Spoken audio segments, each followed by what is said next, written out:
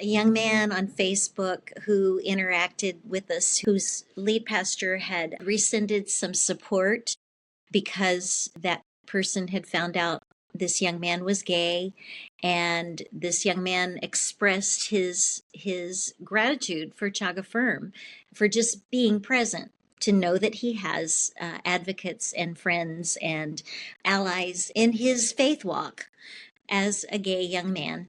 And so those kind of side conversations are kind of what keep me not excited. They just remind me that it's important to have a presence, and so that people know there is a God of love who is working, and who is just shares that unconditional love with all of us in our humanity. Welcome, viewers and listeners, to another episode of CHOGAffirm Conversations. This is the first episode of our second season. So in this episode, we are going to give you an update on what we have been doing, tell you a bit about what we will be doing, including new episodes coming up in this season, and just catching up with each other. I'm Nick Don, and I'm here with Karma. Hi, I'm Karma. In this episode, there is no guest with us. This is going to be a shorter episode than usual for reasons you'll be hearing about, but don't worry. We will be getting back to our normal format with a guest in the very next episode, and we have a great guest lined up. Yeah, we're really excited to have Sam Collins as our first guest for this season. And Sam is a Church of God pastor for decades, is a writer, editor, Vital Christianity writer. Sam is a gifted humorist, I would say, and kind of an intellectual humorist in his writing. And I'm sure many of you who are listening know that about Sam. Sam also is a CHOGAffirm statement signer, and his credentials were taken this past year, 2025. So we will look forward to hearing from Sam and kind of what he's been processing. I think a lot of our audience will know Sam from his writing, and if you're friends with him on Facebook, he has continued his tradition of sometimes biting satire, but just a very insightful, very funny. I've always enjoyed him since the first time I met him in the early 2000s. So we'll talk about all of that on our next episode, and look forward to talking with Sam. But for now, let's talk about what we have been doing for the past few months since the last time that we dropped an episode. I'm wondering, Karma, is there anything we have been very busy. Yeah, we have. I think that people from the outside might not realize how busy we are, how active we are, and how many kind of different areas that, as part of CHOGAffirm, that we are involved with on a week-to-week, month-to-month, year-to-year basis. Yeah. So we're not gonna do a full rundown of everything we've been doing, but I wonder if there's something that stands out to you from the last year or 9 months or so. Yeah, Nick, I just second that this is it's like a part-time job in some ways, and a job that we all choose and really appreciate engaging in. And don't get paid for. And don't get paid for. Right. Exactly. And there are just 5 of us now on our team, and we do lots of work with specific events, and also work kind of in the margins with individuals as we encounter different people with different situations, just helping to support and encourage and that kind of thing. But, and also I want to mention this, Nick, we have a really strong Facebook presence. Social media is one way that we really like to keep consistent communication and connection with signers, with people who are curious about what we do, with people who are maybe even in opposition to what we do. We like to have that presence to engage in conversations. And Nick is the overseer and the editor of all of that social media presence, both our public and our private page. So I'd encourage you to go to the public page, CHOGAffirm, if you haven't already. This year, potlucks have become kind of a way that we define ourselves, because they're Very Church of God. It is very Church of God. It's all about food and lots of it, and talking and just gathering together. We have done that in various places over the last couple years. Most often it's been in a home. This year, I was able to host in my home an honoring of Janet Satenga. And Janet is a person who worked at Warner Press for 40 something years, I think. I think that's right. And had a wonderful presence there for the people who served under her at Warner Press. She also served alongside her husband in pastoral ministry at various congregations in the Church of God, Bill Satenga. And Janet has been an ally for her whole adult life. She has 2 children who are a part of the gay community and who are wonderful people in our community and wonderful friends. And so we wanted to honor Janet and her allyship over the decades. And I guess one reason I really want to highlight that is because this story of allyship isn't new to the Church of God. Right. Yeah. Yeah. So there is a long history of allyship in the Church of God by people who are primary leaders in the Church of God. And so it was just really meaningful and satisfying to hear a little bit of her story through her daughter Karen, and get to celebrate her with lots of friends and collaborators with CHOGAffirm in that setting. Yeah, it was a pretty full house. It was a full house. Yes, our little tiny half space. We had, like, I don't know, 35 people in one little tiny living space. As we gathered around to hear more of her story. So yeah, that was a great day, and you're right. We have all of these ties back to, I mean, earlier generations, literally generations of folks, and I know people with stories going back into the 50s at Anderson. And then obviously there have been moments in the history of the church where the issue has kind of erupted but never fully been dealt with, right? And so, our work did not spring out of nowhere. It was a continuation of a pattern of, I think, a real failure to ever fully come to grips with, or to fully acknowledge acknowledge the range of biblical and theological conviction that exists on the matter. So that was just one of multiple potlucks, one of many potlucks that we've had in the past few years that we've been doing this, but we continue to hold those, and a real variety of locations, of guest speakers we've been able to bring in. Have really enjoyed those. Something else that we only started last year is hosting an art show, an art exhibition and gallery that we've been able to do with A-Town in Anderson. And we've been able to do that.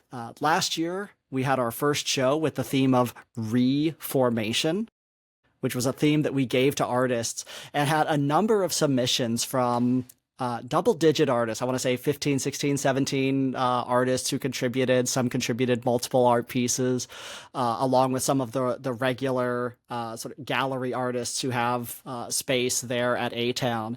And so we had an opening night in the first week of June last year for Anderson's First Friday. And then we actually continued hosting that space through July of that year. And we're able to have the space fully open for Anderson Pride, which that was, I believe, the second year that Anderson has had its own Pride event during the summer. And so in the first year, we had a booth there, and it was a crazy day. massive rainstorm came out of nowhere. We had about 20, 30 minutes where we're all huddled under tents, holding on so that nothing gets blown away. And then the rain completely passes, sun comes back out, and then 30 minutes later, the streets are packed again. That was the first year. But for the second year, because we had this gallery space right there on downtown, we just used that as our space, as our booth, as it were, for the Pride events. We had that whole thing open, and for the 5 hours that Pride is going, or 4 hours that the event is going, we scheduled performers to perform in that space on off times from the main stage. So there would be somebody performing on main stage, and then they would have a short break, and during that short break, we would have someone performing in our gallery space. And both the opening night and the Pride event were just so cool, so artsy. I felt like I was in Portland in the 90s. Yeah. It was just... Yeah. We were cool.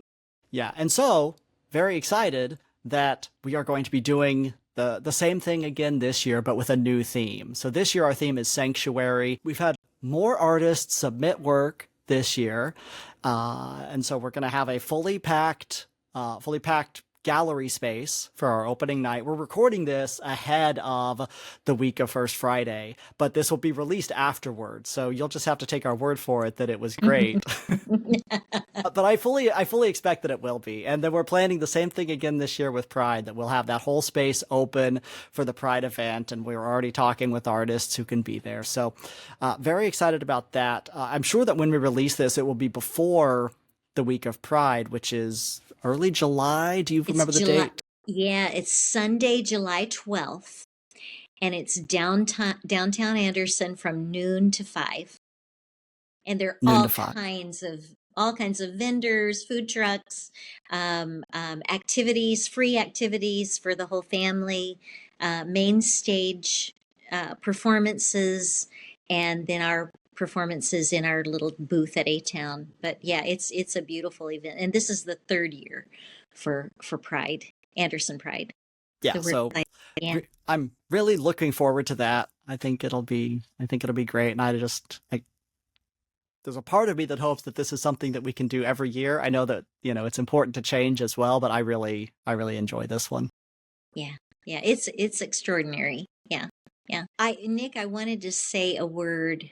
I think the most meaningful to me over the last year, especially, we're now like 3.5 years old, CHOGAffirm is, and the most meaningful thing to me is the side conversations that are prompted by our events and our just presence, social media presence. Two in particular. One was just a recent, very brief interaction with a young woman at a local coffee shop, and it was Jackrabbit.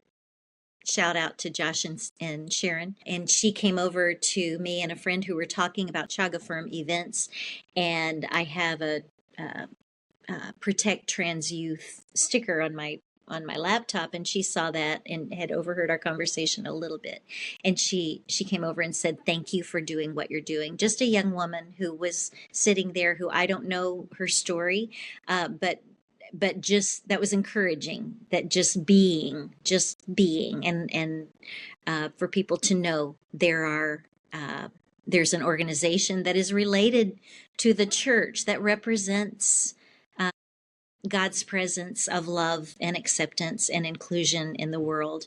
And then the other one was a young man on Facebook who interacted with us, whose lead pastor had rescinded some support because that person had found out this young man was gay, and this young man expressed his gratitude for CHOGAffirm, for just being present, to know that he has advocates and friends and allies in his faith walk as a gay young man. And so those kinds of side conversations are kind of what keep me not excited. They just remind me that it's important to have a presence, and so that people know there is a God of love who is working, and who just shares that unconditional love with all of us in our humanity. Yeah, I know I've said this before. I don't know if I've said it on the podcast or not, but I do think that, like I said, we do a lot. We are busy. We are very active in a lot of different areas, and some of it's visible, some of it's invisible. But even apart from the specific actions that we do and the conversations that we have or provoke, even independent from those specific outputs that you can measure and count, there is a qualitative difference to what the Church of God as a whole is, like what it is comprised of, the nature of it, by virtue of the fact that CHOGAffirm is part of it. I love that. And there are certainly ways in which avenues or areas, specific institutions within the Church of God don't want CHOGAffirm to be part of it, right? We can see that through certain types of official action, I think through certain types of deliberate silence. Like, you can see that. There are also parts, including some institutions, who are very favorable toward CHOGAffirm and welcome and want us to exist. But I think that's true to varying degrees of a lot of different groups and organizations and movements that have existed within the Church of God over time. But the fact is, we remain part of the Church of God. And as long as that is true, it means something different to be Church of God, either whether you're growing up in the Church of God, like, it kind of looks different. You can say, oh, there's Pastors Fellowship over here, there's National Association, there's Women of the Church of God, there's the national agencies, and there's CHOGAffirm, and they're kind of in various ways all part and have different levels of, official recognition. Peace Fellowship, I would also mention. I think just the fact of their existence means that growing up in the Church of God means something different than if one of those or any of those didn't exist. I like that. Or if you're becoming ordained in the Church of God, it means something different. If you're leaving another church denomination or church group to come to the Church of God, what you're joining is something different. The constitution of it is different because CHOGAffirm is part of that mix. And, like we were saying, it's always been the case that there is diversity of thought on this issue and many issues. But I think that being able to name it and point to it is helpful because it's more truthful. Yeah, thanks, Nick, for that. As you said, the quality is enriched because of that diverse range of voices that are included in the Church of God, whether it's recognized or not. The nature of the Church of God from its very beginning says that we are a part, regardless of institutional response. So, yeah. Well, are you ready to talk about some of the things that are coming up ahead in the next maybe 6 months or so that people can look forward to? We've talked about kind of the work that we do as far as events, and Nick mentioned the arts, the art gallery and First Friday event with A-Town, and then Pride event with A-Town. That's one of them. I mentioned the potlucks. We have kind of some foundational events that we have that we've consistently invested in over the years. Those two, potlucks, art gallery. CHOGFest is in the fall, and you can look for information about that coming up later this year. But we know who our musical guest and speaker is going to be this year, right? Yes. Rick Vale, who has deep Church of God roots and was a pastor in the Church of God many, many years ago. And Rick is now a pastor at Central Christian Church in Anderson and is an amazing musician, theater expert, and actor, and writer, songwriter, and vocalist. And so Rick will be he'll be our primary guest speaker and musician for CHOGAffirm. The first time that we've combined those two roles. Yeah. Typically we have a range of musicians and then a speaker. Yeah. But we're just gonna have Rick take care of us all night. And Rick, yes, Rick. That's just how great you are. He is amazing. He's an amazing man and precious friend. So those are kind of foundational events, and then of course our social media presence. So all of those things will happen this year. I'm trying to think. I think that kind of covers the range of things that we'll be doing in 2026. Well, we'll also be continuing this podcast. Podcasts. Yes. Right. So Yes. this is the first episode of what is effectively our second season, but we have many more to come in the second half of this year. So we'll continue uploading these to YouTube. They'll be going to Spotify for video or audio only through whatever podcast app you like to listen through. And we're doing a little bit of an experiment this year. We're starting off with shorter episodes, but planning on gearing up toward longer and longer episodes, like some of our real blockbusters last year that I think we got close to 2 hours for some of the final edits on those, which really, maybe taxes the patience of the listener. That becomes a multi-session. But you should still go back and listen to them because they were good. You're right. We should mention that so there are 3 up on the YouTube channel or in the backlog, and they really do hold up to time. They're not time bound. We're not just covering news of the day or anything. Like, they really are, I think, long lasting, a lot of gas in the tank on those. And so if you haven't, go back. So we're going to be experimenting this year. Like I said, starting short, ramping up, and we'll see what our people are interested in. So you, the viewer, give us feedback. If you get to the end of this and you wish that Carmen and I had been talking for another 2.5 hours, let us know. And I'm sure that's going to happen for sure. Yeah, and we'll see what happens. Yeah, 2 of our guests, Rick Vale will actually be a podcast guest as well, and we'll be telling some of his story and his. He's a theologian as well as just a journeyer, and he'll tell his story of coming out, and then Thomas J. Ord, who is another theologian. Yes, a very influential theologian right now, who in the progressive, and I think he adds the word relational theology is kind of his sweet spot.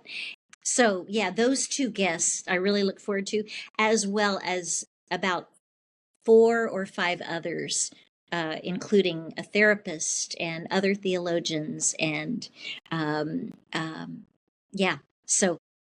Yeah, 4 or 5 who have confirmed so far, right? Yes, others may come up, and if you, the listener or viewer, if you have an idea for somebody you think we really need to talk to who's really in our wheelhouse, let us know. We might be able to fit them in. Good. Yes, we do enjoy doing this. I mean, it's true. Yeah, we enjoy doing this. I'm an introvert, but I do love people. I know that's not popular, but I do love people, and people are so interesting. All the stories and all of the intimacy of our unique stories and our unique life experiences are fascinating to me. Introvert who loves people. It's like God making a rock so big, can he lift it? Nick, do you want to talk about our partnership invitation? One other thing to be on the lookout for. We are launching a partnership model for support for CHOGAffirm, not just for this podcast, but for all of the work that CHOGAffirm does. So look for that on the website. We, in the last year, we have established what we call the Norris Satinga Legacy Fund in the name, and we can't get into the entire history of this, but this does tie back to what we were talking about earlier, that the history of affirmation in Church of God goes back a long way. And 2 of the pivotal figures in that are Laverne Norris and Bill Satinga.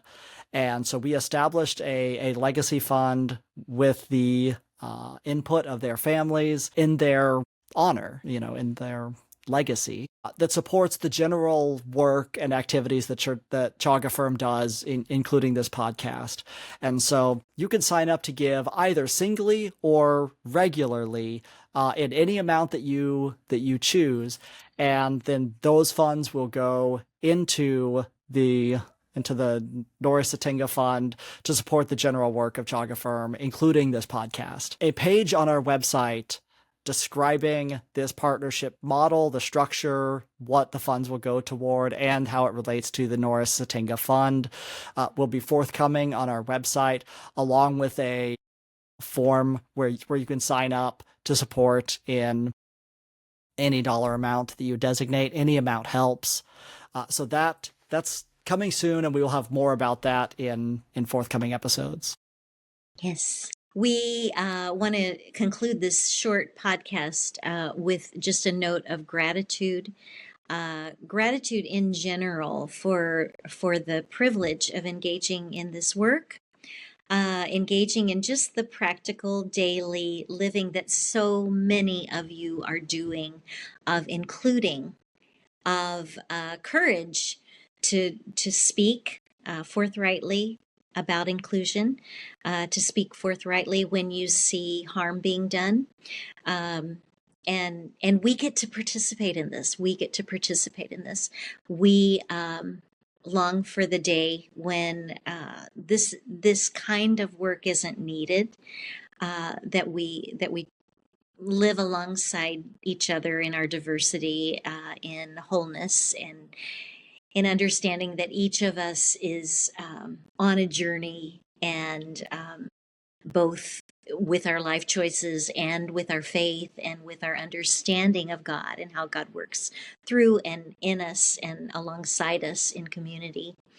And so we're grateful. We're grateful to get to do the work. We're grateful for you and how we see you doing the work. And I call it work. It's more just doing life, the life that we are doing as people who value inclusion of every person. And gratitude for queer individuals who have connected with us over these past 3 years, who have told us, you know what, I don't want to have anything to do with the church, but I'm glad you're there. I'm glad you're doing what you're doing. And boy, I'm so grateful for you. I'm grateful for your life and the way it shines. I'm grateful for your courage in making choices when you are in a harmful situation to live and live well. I'm grateful for the queer friends who have stayed within the church and who have continued to engage with church institutions. And I'm thankful for queer friends and family who are just precious to me individually, and those of you who are acquaintances and who have extended the grace of sharing your stories with us. It means a lot, and we just we want to be alongside and encouraging you as you engage in this life that's an adventure and that is really challenging at times when harm is being done because of our identity, because of our identity, our gender identity, and our sexual orientation, when those harms are being done, and especially in the name of God, our hearts break, and we want to see that change more and more and more. And it is changing. It's changing, but it needs to be completely gone. So no more. So Nick, I don't know that's kind of a speech. I didn't want to give a speech, but boy, I am grateful. Yeah, I'm grateful for all those things. Yeah, sometimes you just can't help it. Yeah, yeah. And finally, thank you to our viewers and listeners bearing with us, and let us know what you want. Do you want longer episodes? Are we already twice as long as you want? You want a 5-minute catch up? Are there specific guests, specific topics you want us to get into? Very interested to hear from you. If you want to help out the podcast, it always helps if you give us a like or a thumbs up on YouTube or on whatever podcast platform you're on. Helps other people discover the show. always appreciated. We will see you next time. We'll be back with Sam Collins. Very much looking forward to that conversation. Looking forward to getting that out to all of you to watch and listen to. Yes. Bye.